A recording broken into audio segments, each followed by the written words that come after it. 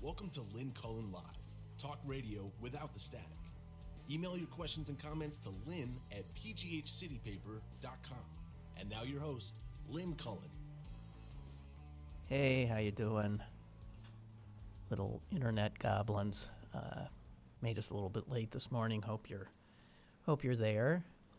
I'm sort of here, and in about a half hour we'll be also joined by the founder of one of Pittsburgh's most innovative and beloved theaters, Quantum Theater, Karla Boos, the founder. So, I've got some good news. It might be transitory, but nevertheless, let's start with some good news. A federal judge in Oregon, late yesterday, has, in a rather extraordinary move, has temporarily blocked the Trump administration and it's from imposing the Title X gag rule, which would literally take access to medical care from tens of thousands of American women, poor women generally. This was a suit brought by Planned Parenthood and the American Medical Association and others, a number of states' attorneys general also jumped in, and the judge issued a temporary preliminary injunction that blocks the gag rule. The scope of this is not known yet. Everybody's waiting for a written order in a few days. This was something he delivered from the bench. And there is no doubt that, of course, the Trump administration will immediately appeal this, looking for another federal court more attuned to their agenda. And since they've been packing those courts practically every day of the week, the odds of them finding a court that would reverse this decision are certainly better than they ever have been, which is unfortunate. Which brings us to a piece of bad news. Everybody who was at the oral arguments yesterday at the Supreme Court on the case involving whether or not the census this year can have a question asking people if they are citizens of the country. That is not what the census is about. The census is about finding out how many people are living here in any given location, so that representation in legislative bodies and federal monies will be properly apportioned. Unfortunately, everybody who listened to the oral argument saw that it was just a classic, exactly what we're going to be seeing a lot of. Looked 5-4.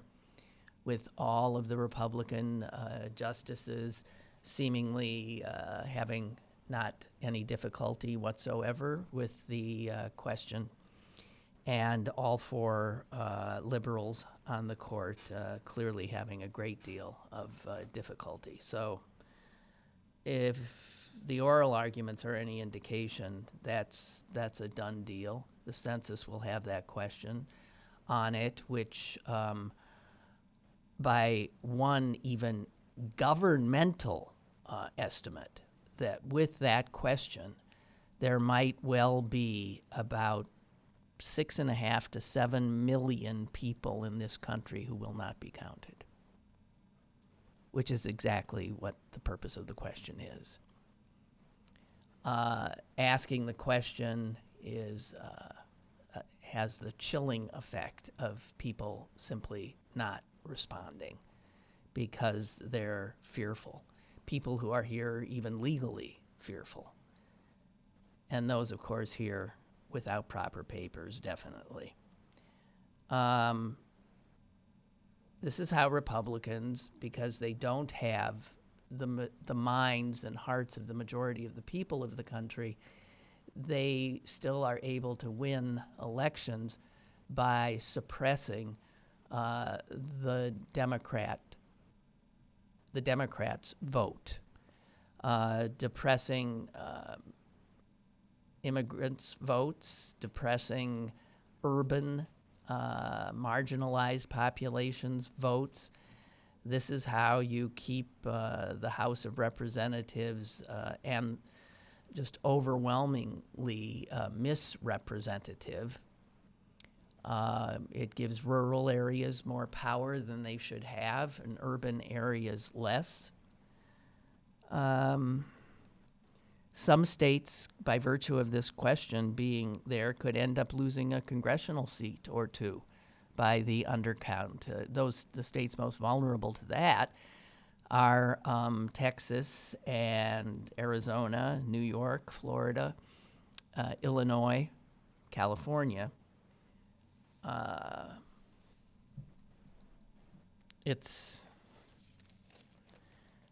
There are a lot of dire articles to be read out there that talk about the implication of this question's insertion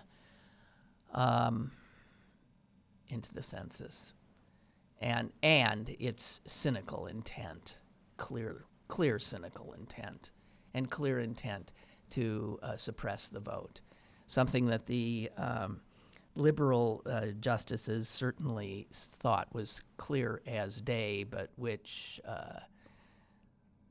all those men representing Republican interests rather than what they should be representing, they didn't see a problem.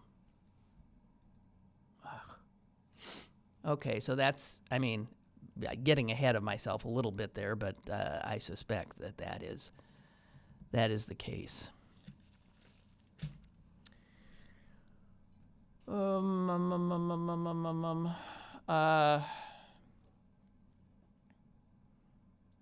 So Joe Biden's coming here Monday. The Teamster Hall in Lawrenceville. I don't know. We're going to get hammered this year because Pennsylvania is a must-win state for the Democrats, and I suppose we're not alone. A lot of states are going to find ourselves considered bellwether must-haves, and we'll get the lion's share of all the ugliness that American politicking can produce. What was it, last week or the week before? I was complaining about the people in Harrisburg taking time to honor an amphibian by making that amphibian the official amphibian of the state. By the way, 20 other states do have state amphibians. But, for some reason, this got onto the front page of the national section of the Washington Post today. It's a big, beautiful picture of the repulsive eastern hellbender that is our amphibian. And they speak of it thusly: for an animal covered in mucus and nicknamed the snot otter, the eastern hellbender salamander is awfully picky about where it will live. And actually, I learned sort of more from this than I had about why it got the designation. The eastern hellbender has been disappearing by virtue of the fact that it does not live in polluted waters. It dies in polluted waters. And polluted waters is what we've been all about. But the fact that the hellbender is making a little bit of a comeback is an indicator that Pennsylvania is starting to pay attention, perhaps, to cleaning up its water. And that is one of the reasons that the snot otter got to be so honored. It was almost placed on the endangered species list. And the concern, this blew me away. A 2003 study of the population of Eastern hellbenders was considered so potentially, I guess, dangerous to have out there. The study about the snot otter was redacted even more than the Mueller report. What was redacted from this study of the population of Eastern hellbenders was the location of where there is all locations of where there is any resurgence of the hellbender. Now, why the hell would there be redactions about where the hellbenders were? Well, it turns out, it's hard to believe, but there is a demand for these 2-foot, ugly as hell beings in the illegal pet market. You know, the kind of jerks who like to have keep animals that they shouldn't have. And there was such concern that if it was public knowledge where you could find a hellbender, that the few that are there would be gone. Around here, they're called the Allegheny alligators. In other places in the state, they're called lasagna lizards or devil dogs. Jeez. They are ugly as holy heck, but, they might be covered in mucus, ugly as heck, but they do not like polluted waters. They like clean water. So that's in the Washington Post today for everybody's amusement. We're in for such a long haul in regard to the SOB in the White House. It's clear that they will. The White House is refusing to cooperate in any way with any of the investigations going on. That would be the same case, I would imagine, if there were an impeachment. They have told the former White House counsel, Donald McGahn, that he is not allowed to testify before the Congress. He has been subpoenaed. Apparently, he's not going to honor that subpoena. The same is the case for the former head of personnel security at the White House, who, of course, signed off on all of these totally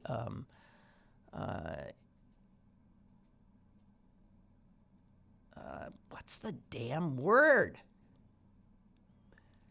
Who signed off on Jared Kushner's security clearance when, of course, he shouldn't have had one, and the same for Ivanka and all the others. He was ordered by the White House also to defy a subpoena. Treasury Secretary Stephen Mnuchin yesterday informed the Congress that he would not be turning over the president's tax returns to the, I believe, Oversight Committee, I think is on that. And even though the law clearly states that they have the right to request them and that the head of the IRS shall turn them over. So he's also sued, Trump has sued the, I guess, Elijah Cummings, who's now contemplating holding certain people in contempt. I mean, it is just, this is going to be, well, I guess it's a great day for lawyers, huh? Because it'll be, you won't be able to take 1 foot without having 20,000 lawyers on both sides, creating such confusion and delay. Gonna be ugly. We've got a caller. Caller, go ahead, please. Hello, caller?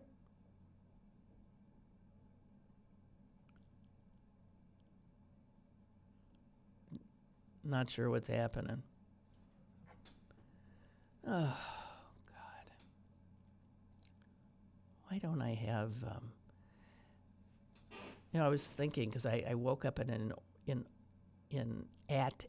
inordinate, Jesus, I woke up at an inordinately early hour.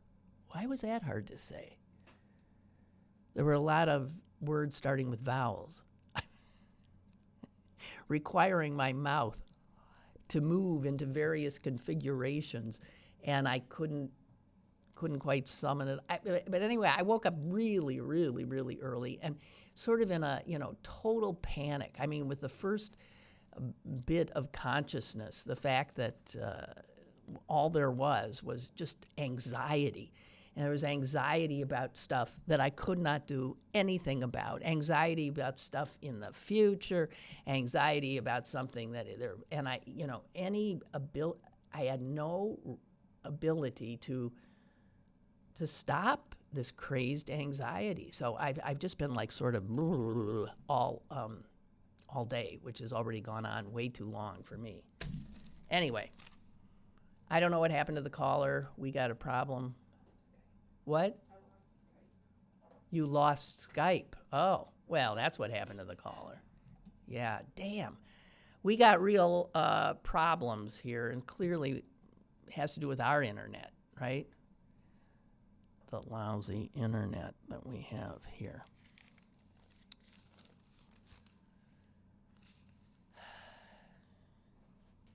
The little stressors that take so much of our energy.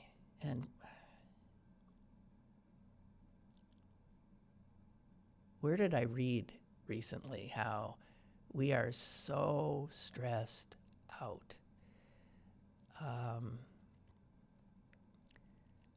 Probably some of the most stressed out people living in an industrial, supposedly we got all this stuff around us, we're living large, stressed out beyond belief, burned out, stressed out. And I feel for one and all. I do. And I share your pain. Even the privileged in this country are privileged to be stressed out and unhappy. Man. So, I read for the first time something that I'd sort of been seeing in my peripheral vision, this story about this highly decorated Navy SEAL who is still considered the greatest ever. He's now sitting in jail, I believe, right? Although there are efforts by Republicans and others to get him out. His name is Edward Gallagher, and this is a Navy SEAL who, as I said, is as decorated as they come, but who was turned in, essentially, by 7 other SEALs who were serving under his command in Afghanistan, or in Iraq, I believe. For some reason, I'm not sure which theater they were in at the time. But oh my God, what they allege this guy did. And, they have eyewitness accounts, personal accounts. They tried in every way. They were so appalled to get the Navy to do something about him. And every effort these very, very courageous whistleblowers in the SEALs made was rebuffed at every point. They finally got to the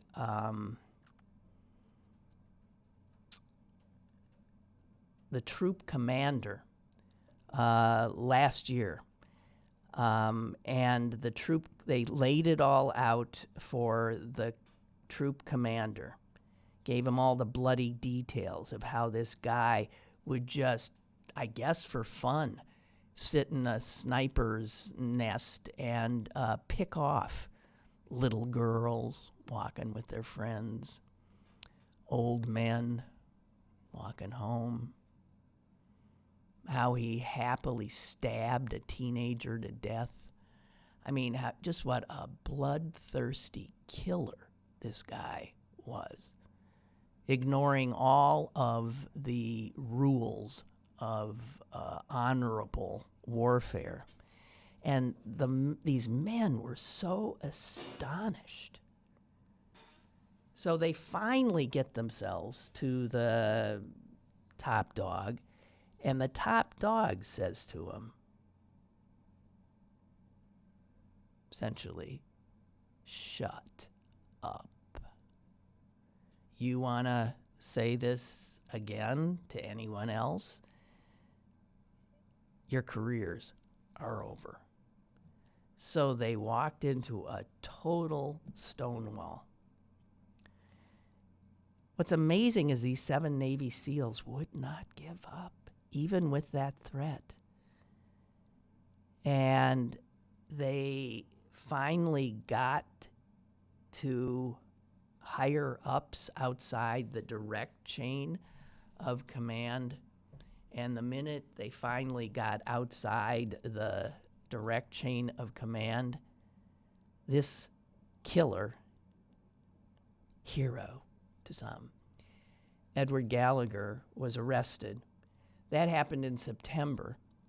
Arrested on more than a dozen charges, including murder, premeditated murder, and all kinds of attempted murders. I mean, he should be going away forever. Fox News apparently has him as their latest cause. Fox News has his supporters on left and right. He's still a hero in their eyes. There are people, there's fundraising for him. There are 40 Republican members of Congress who have signed a letter calling for the Navy to free this wonderful representative of our country. There's a just appalling account of what is alleged here by other SEALs. And what's even more concerning is how clearly the higher ups were protecting him and threatening those who were trying to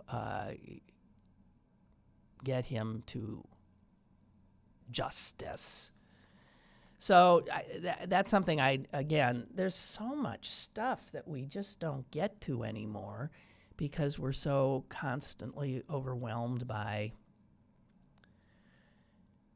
you know what and who.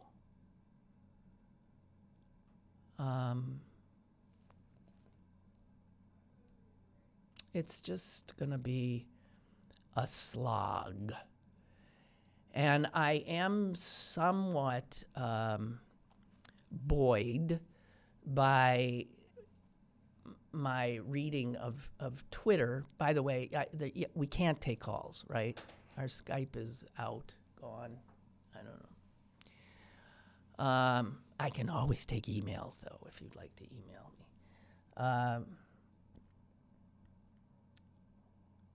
I forgot what I was even talking about. I'm sorry. My head is just, I am so frigging exhausted. Forgive me. I forgot what I was talking about. I don't suppose Karla's here yet. We could just go to her, but I don't think she's here. All right. I should have stayed in bed. I should have just gone back to sleep. Dang it. So, what the hell was I talking about? Oh, how I was somewhat heartened by increasingly what I'm seeing on Twitter. But see, Twitter it just reflects back to you what you want to see, because you follow people that, so I doubt that it's a true or accurate portrayal, but I hadn't seen this kind of stuff before. First of all, there was the news story yesterday of I guess the longest serving Republican in the Iowa legislature, who held a news conference and declared himself a Democrat because he said, I don't even recognize this party, and the Republican Party. I don't want to be associated with it anymore. And you see a few of these things here and there if you're desperately looking for them. Today alone, I saw 2 accounts or people posted that longtime friends who voted for Trump. There was even one guy who had voted for Trump saying he needs to be impeached, and those of us who voted for him need to own what we did and the mistake we made, and we need to now get on board and get this guy out.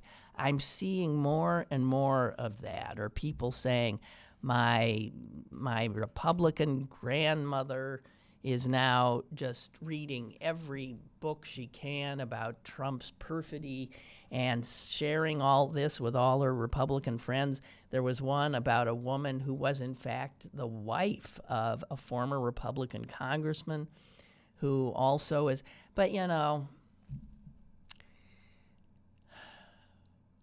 too few and too far between, I suspect. So,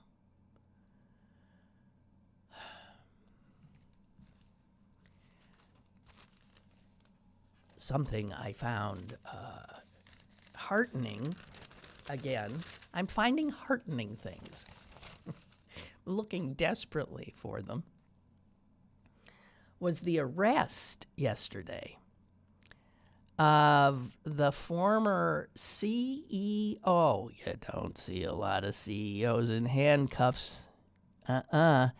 Well, I saw one yesterday. A CEO in handcuffs, arrested by federal prosecutors and charged with felony drug trafficking. Now, usually when they get drug traffickers, they go after the poor guy standing on the corner, right?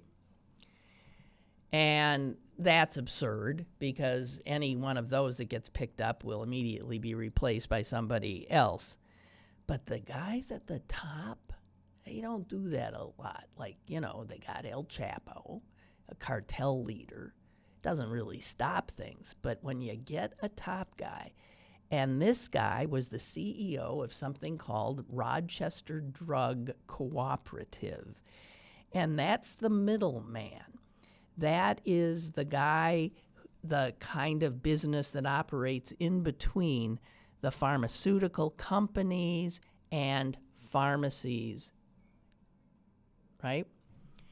And so these guys were getting requests from pharmacies for huge amounts of oxycodone and fentanyl, and they were sending them right on, knowing full well there's no way, knowing that they were feeding, obviously, an underground operation, an illegal operation, and that they were essentially drug dealers. So they got 75-year-old Lawrence Dowd III.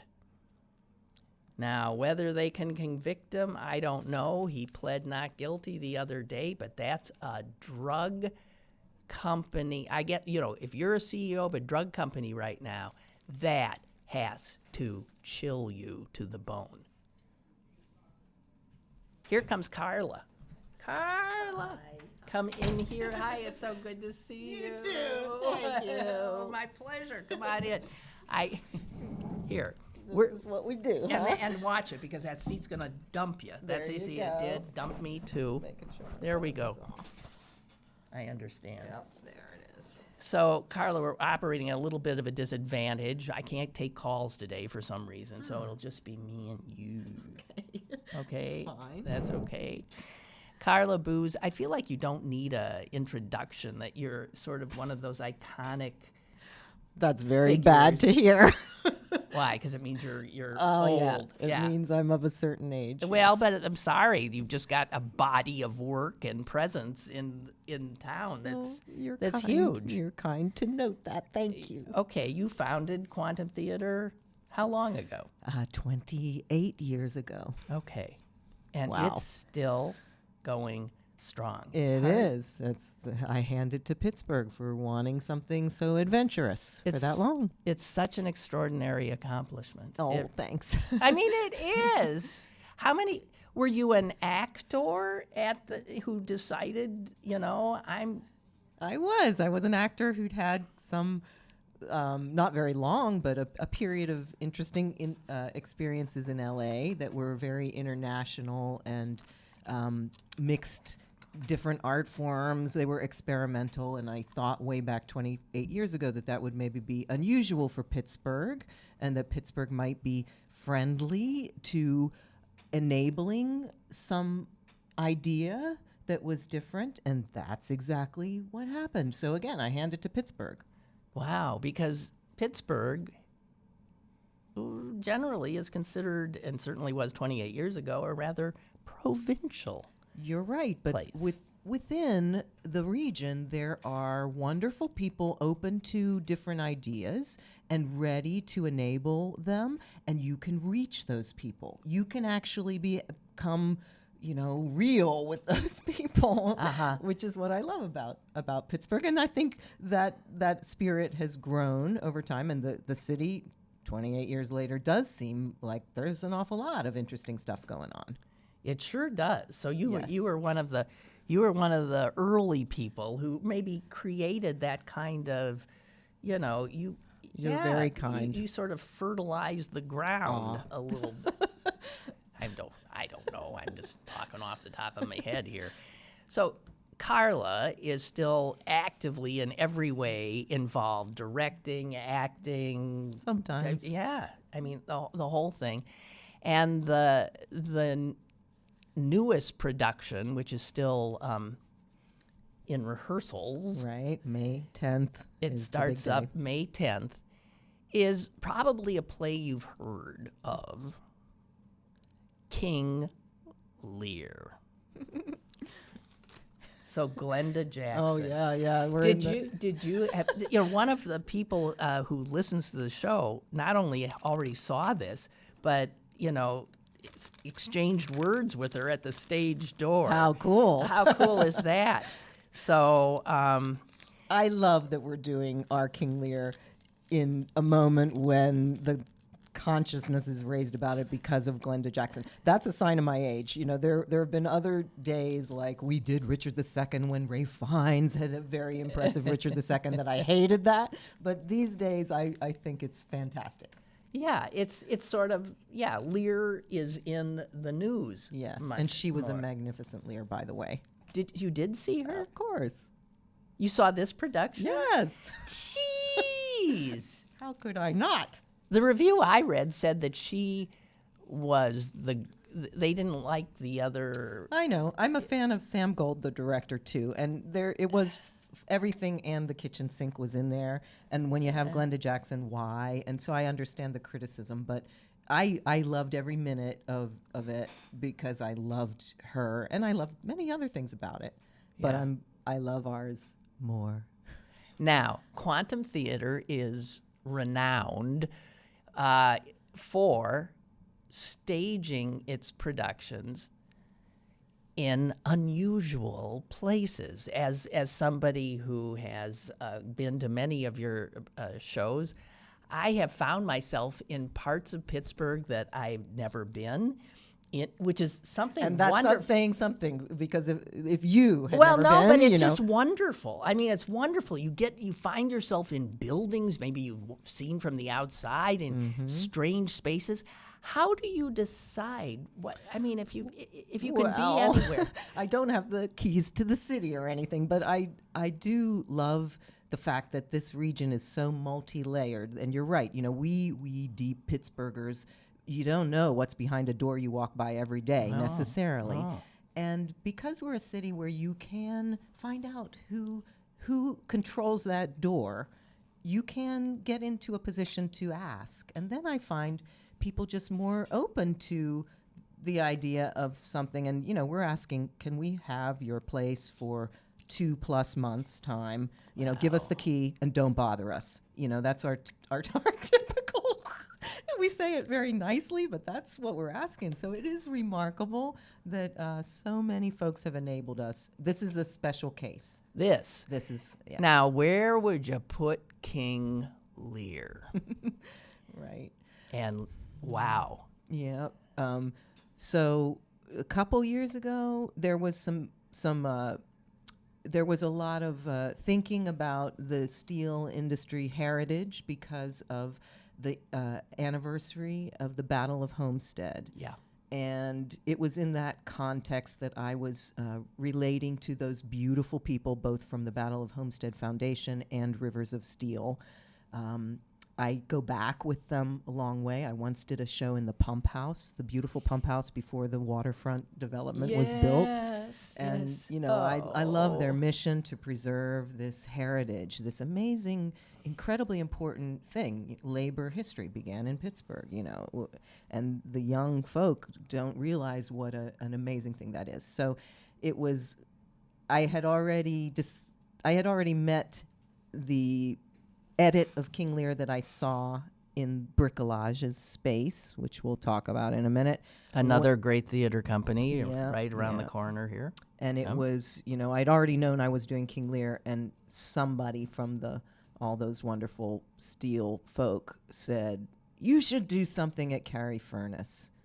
And Lear and Carey Furnace seemed definitely like a match made in heaven. Carey Furnace, describe this space for people who've never. It's in Rank? No, it's officially in Swissvale. Swissvale. It's in Swissvale. I mean, it's hard to know that without knowing that it's in Swissvale, because it's right at the foot of the Rankin Bridge. Okay, that's you know, what it's a stone's throw from Braddock. It's connected to all those communities. It's where all those steel mills, many of them were. And okay. it was the blast furnace. So it was connected to the Homestead Works. It was connected to, you know, they were all connected, but it's the place where the molten steel was formed. And you need Ron Bariff to tell you more about the actual process. It's the furnace itself is very present and evident. So it still stands. It stands because of Rivers of Steel conserving this amazing site, where a key part of the entire process of steelmaking happened. And you should have Ron on he'll tell you all the details of what its part of the industry exactly was. But boy, you know, the site is acres huge. Yeah. So how do you first of all, is it indoors? I mean, are you parts of the site are indoors, and if you take a tour, which you can do before our show every night, you will see some amazing indoor parts. We have chosen to stage our King Lear in 2 parts of the site, both of which are not under roof. Okay, that's what I thought. Mm-hmm. So this is why it's always an adventure. I'm going to ask. So what if it rains? If it rains. It rains.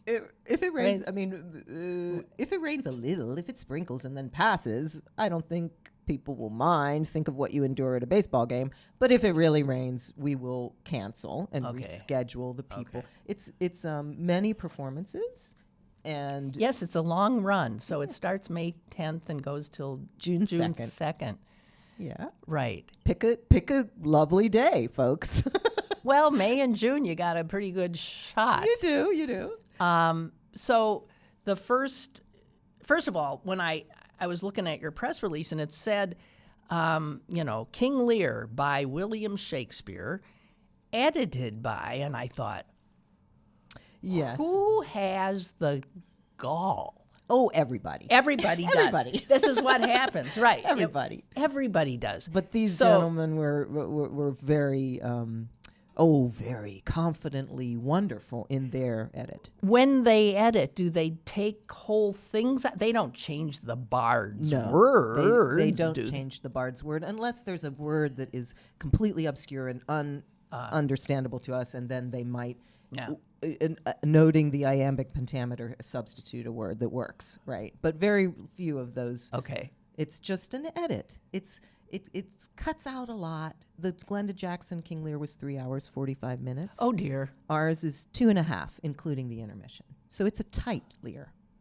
2.5. American audiences have trouble sitting for... Yeah, they do. I know. 3 hours. So the 3:45. Jeez. Yeah. With one intermission. Yes. Now, during the intermission of your Lear, people are going to walk over to a whole different It'll still be daylight because our show starts at 7:30. And in the twilight, I think it's going to be a magical part of our production, a journey that's sort of, in a way, part of the show.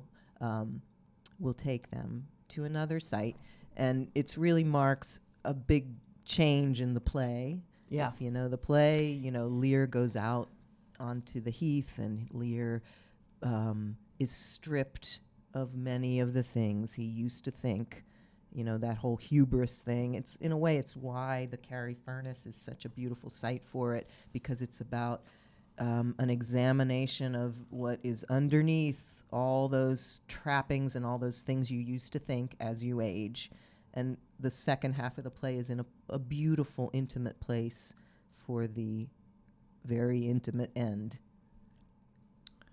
Wow. The first half is much more about the court and the majesty and the size and scale of the furnace is very evident. In the second half, we're more in dealing with nature because there is nature all around. It's a more natural setting. Yes. Mm-hmm. But it's still at the Carey Absolutely. Furnace. That's a cool thing about the furnace that people don't know, that even though it's so close to those communities and was the beating heart of those communities, at this point it feels like you're kind of on the moon or in the middle of nature, weirdly. Wow. It's such a cool place to visit. What does it do for the actors to be in this kind of an environment as opposed to a stage? That's funny. I'll recall something I said when asked that question in 1996 when we did Antony and Cleopatra in what would become the brew house's performance space on the south side. It was the Duquesne Brewery garage. Yeah. Somebody asked me that, and I said, there's a nobility to standing and saying these ancient words that are beyond compare in their ability to touch us in this kind of crazy environment that is so raw and itself sort of so full of the challenge that we have in our lives and in this region particularly. There's a nobility to it that you feel in your bones as an actor. I played Cleopatra in that production. Oh, wow. I can't wait to put Jeffrey Carpenter in this circumstance. Jeffrey Carpenter being the actor playing King Lear, and also he's bricolage. He and his wonderful wife Tammy Dixon are bricolage co-artistic directors. And is that unusual? It's not unusual in Pittsburgh for theaters, different I mean, this Quantum Theater, Bricolage, those are two separate theaters. You would think, well, aren't they competitors then? After all, this is America and we compete. We are very collegial, and Yeah. I feel we all love each other. I had a drink last night with Mariah C. Kaminsky and the director of her beautiful show Indecent that's opening this week. I think we all really actually love and support each other. Without a doubt. I want to talk about permanence and impermanence because things like the Carey furnace standing there shows even something that massive, that huge, that where so much came out of there that literally built this country. And now, get your mind around this. Now, the beautiful people, Ron Baraf and the beautiful Rivers of Steel people, they won't let us touch much of it. Really, we are. So it's like a museum. You don't touch. They are conserving it because you're right. It is impermanent, interesting. It's like in its day, no one could have imagined that it would be. Can you imagine? It's like a ruin. Yeah, it's not quite a ruin Not because quite they're a ruin. They're going to prevent it. Right, but Yes. it has that feeling of something that was beyond belief in its grandeur. And that nature could just pull it right down. Yes, you're very present to that idea. But the fact that the words that will be spoken in that physical place have stayed alive for what now? When did he write that? Is it 400 some years? It's probably 500 because time flies. Yeah, right. Yeah. I mean, half a millennium, and it speaks. Yeah. I mean, is that mind blowing? It is mind blowing, but it for those of us who love Shakespeare, we are not surprised. We think it was one of those flukes in the story of humanity that somebody could have the output he did. My God. Right. My God.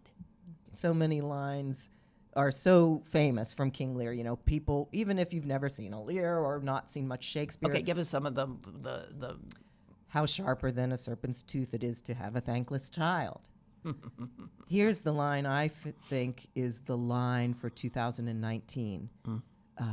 'Tis the time's plague when madmen lead the blind. Can someone embroider that for, embroider that for me? I'd like it instead of home sweet home. Right. Right, right here. They gasped in New York when that line was spoken. The audience gasped. Speak it again. I need to hear that. 'Tis the time's plague when madmen lead the blind. Is there, Forgive and forget is from King Lear. On the other hand. On the other hand, no.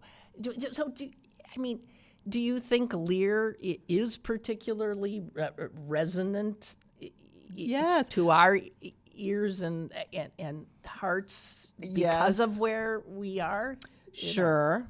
I think it's particularly resonant in all times because it's about this deeply human thing that is aging and what we hope for the generation that comes, that we hope that we have made a lasting impact, that we hope that they will pick it up where we left it off and make a better world, that how hard it is for us to face the declining of our sense of self and importance, that we are a fly speck and that we must face that and deal with it eventually, right?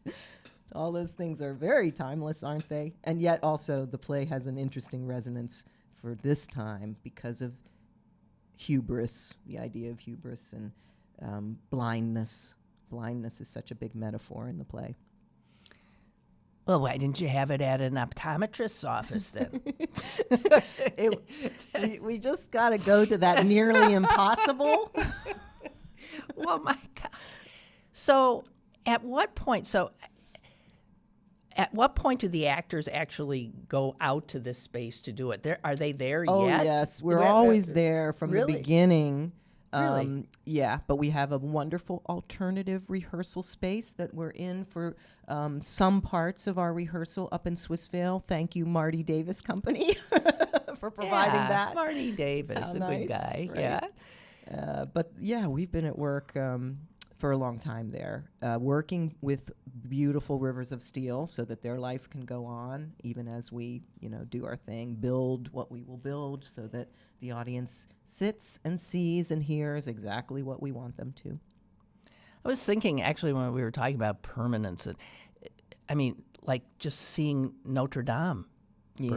right? Yeah. The sense we have, well, it's been there for 900 years, it'll be there for, no. Right. But somehow words, plays do survive. I mean, we're still staging plays that were written by the Greeks, for God's sakes. I had a beautiful experience in 2000. So the dawn of the new millennium, there's a seminar, Salzburg seminar, that was a part of post-war. It was like a post-war think tank, and they would gather people on different subjects in Salzburg, and they chose at the dawn of the millennium for it to be an artistic subject. The subject was Shakespeare. There were 40 people from 30 countries all talking about Shakespeare, right? And so Amazing. there were King Lear artists from South Africa and from China and from, Richard Eyre was there from England. And I think Ian Holm was there at a certain point, who had recently played King Lear. I mean, it was amazing, but we were talking about King Lear in all these languages. Isn't that something? Think about, Hollywood today. So few of their films by major studios have marvelous dialogue anymore because they want a global audience, so it's all action, And here you are saying, no, right. Look. It's been translated into every language, however I hard know. That would be. Yeah. No. Because the ideas are so... It's human. Yeah. Humanity is the same everywhere. Right. And it was the same 1,000 years ago and 1,000 years before that. We are no different. And when So what do you say to people who are uptight about Shakespeare? They think, I don't understand him. You'd be surprised if you've never tried to see a Shakespeare play. I've had people come up and say, for other Shakespeares we've done, so good that you put it in regular English. And we had not. No, it's just believe me, the actors and the playwright and the directors and everybody will take you there. You don't have to worry. Yeah. You'll be astonished. How do people get tickets to this thing? They go to quantumtheater.com on the web, or they call our phone number 412-362-1713. Okay. And again, they can get tickets already? Yes, they certainly can. And you do special things at productions, don't you? I mean, you have certain... we do. We have... so somebody might want... Well, first of all, there are tours ahead of time. You can book a tour. You can come an hour early and book a tour of the Carrie Furnace before the production. And the Rivers of Steel people are doing that? Yeah. Wow, doesn't that sound fun? Yeah, it does. And there are nights when there's a reception for young professionals. This is all on the website because I won't be able to say the dates. We offer a community night to residents of those communities, Swissvale, Rankin, Braddock, Homestead. That is May 9th. There is a wonderful night where there is a wine tasting led by the fabulous wine gentleman Jack Bryce before the show. The wine gentleman. I'm a wine lady. There you go. You might want to choose that. Probably not in the same way he is. There are talks, several interesting talks. Which would be after the performance? I or think before? We're doing them before because we feel it might be, more. It might feel better to have the talks before. There's one after for sure. That's like about the show that you have seen. I think that's on the Sunday, the 11th or the 12th. So How many productions does Quantum do do you have a season? We do. We've always had a season. Yeah. It's been various numbers of shows, like 4, but it's 3. They're very big and long in the making at this point. So I would imagine. Three Are feels you good. so? Is someone at Quantum already working on the next production? That would be all of us. Yes. Wow. Yes. So you are. We're working on works that will happen in 2022. You are. No question. Yeah. Are you kidding? No. Wow, that's juggling a lot of balls all at the that might same be time. too much hubris to think we'll be around, but we Oh, will. I mean, of course you'll be around. I mean, you're just you're a given. Oh, thanks. Quantum. What did you ever worry about succession? Well, sure, yes. I mean, I worry about that in the institution that I love so much, and people have enabled, and I'm so happy that I have fantastic, young, energetic colleagues at all levels. God bless the young ones, huh? God bless them.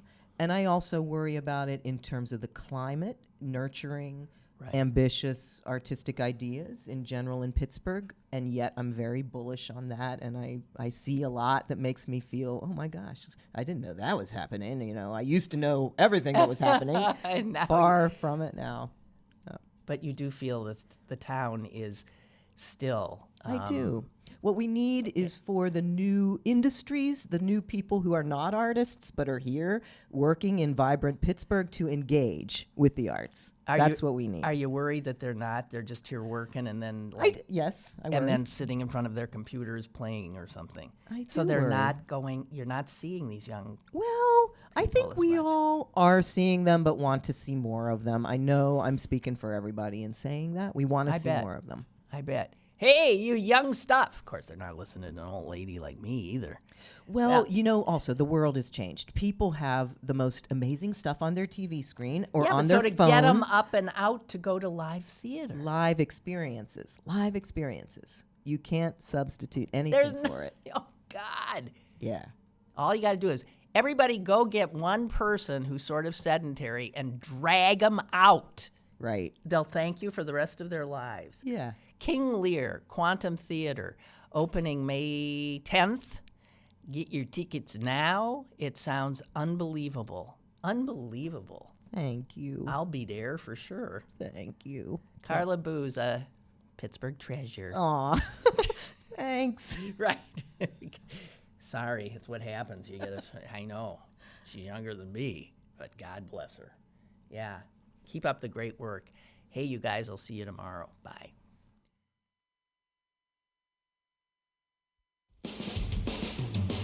Lynn Cullen Live, Monday through Friday from 10 a.m. to 11 a.m. and archived at pghcitypaper.com.